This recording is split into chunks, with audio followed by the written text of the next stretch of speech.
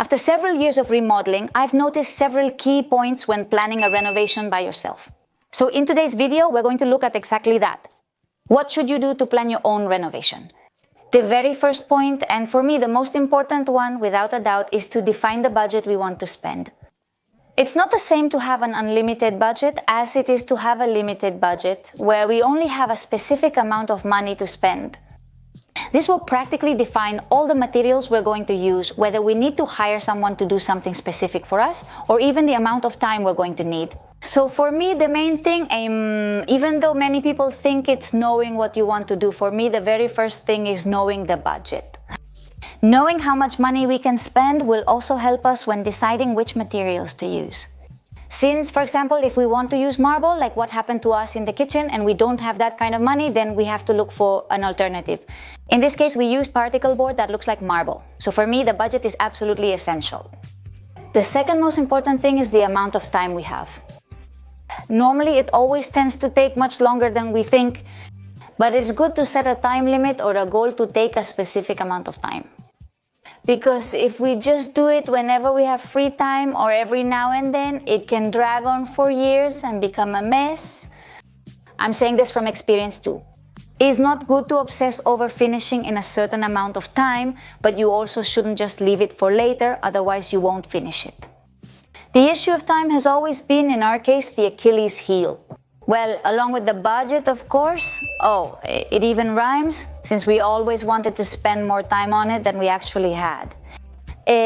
Obviously, in your daily life, you have to work, you have to spend time on your own things, like going shopping, doing laundry, and having a bit of a social life, even if it's just a little bit. But you have to take care of your things, and you don't have all the time in the world to dedicate to the renovation. So that's very important, to keep that in mind and to have realistic timelines that you believe you can actually meet. Once you have the approximate budget and the amount of time you want to dedicate, roughly, we could then move on to making a list of priorities, which is what we prefer for that stay. For example, in the case of the kitchen, I wanted the cabinets to be white and to have marble on top. I wanted a peninsula and also a place where we could have breakfast or eat occasionally if we needed to. And this list of priorities ended up determining the entire layout of the kitchen, which would be the next step. We make a list of everything we need or everything we want, adjusting these materials to the budget that we have already defined beforehand, and then we move on to the layout of our space, which has to be a realistic layout. And as a piece of advice I can give you, after we've already done several things at home, is that you always need more cabinets. I don't know how, but whenever you can fit a cabinet and you don't know what to put there, well, cabinet. There's a little space left over there, cabinet on the wall, I have a gap left, cabinets everywhere. Because I don't know how we store so many things. I want a minimalist house, but achieving that is very difficult. We always have to store things, and there are always things everywhere, so the more closets we have, the better when it comes to organizing. It's also very important to think about how we're going to use the space, since we've made a lot of mistakes. Thinking that maybe we were going to use that room for something else, for example, as a guest room, and then, well, we've only had a guest maybe once a year at most, because I think not even that really. Once in 4 years we have a guest, so using an entire room just to have a guest every now and then isn't worth it. We use it in a way that works for us. So before starting with the layout, it's really important to consider that. What use are we going to give that room? What are we really going to use it for? The fifth step then, once we have the budget, the timeline, the list of priorities, and the layout, would be to create a 3D floor plan. After creating our floor plan, what we need to do is make a list of the entire detailed process that will lead us to complete it. That is, when renovating the kitchen, for example, removing all the furniture, installing the drywall and the rock wool behind it, closing and covering the drywall, painting the walls, installing the moldings, sanding the furniture, painting the furniture, installing the furniture. The whole process defined step by step, because this is going to help us realize what materials we really need. And it's just that many times we don't think about it, we just say, well, we'll sand, but maybe we've forgotten to include the sander or the electric paint sprayer. Defining step by step what we need to do. We will know the exact materials we are going to need, and we will probably have to add other types of materials to that. But at least you already have a general idea. When I refer to defining the process exactly, I don't mean in broad terms, but one by one, the entire process we need. And also include the list of materials, right? If we don't know the process we need to follow to lay a tile, we can just look it up on the internet. And we already know that we need mortar, tiles, grout, levels so they don't end up crooked, a hammer, and so on.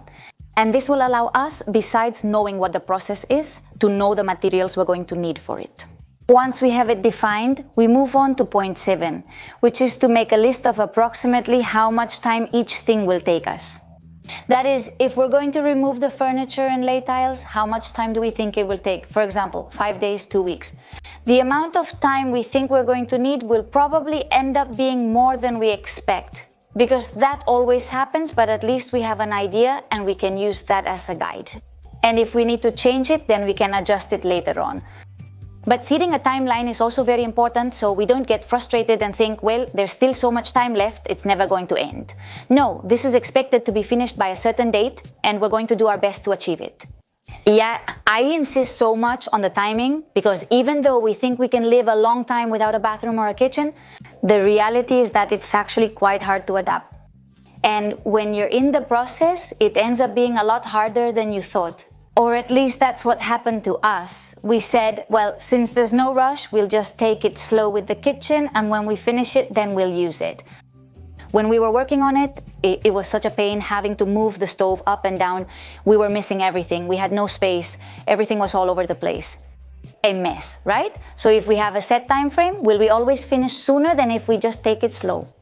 And the last point, which is no less important, in fact, I think it's the most important of all, even though it's the last one, is to adapt to the circumstances. That is, we have a plan in place, in this case, the one we've defined.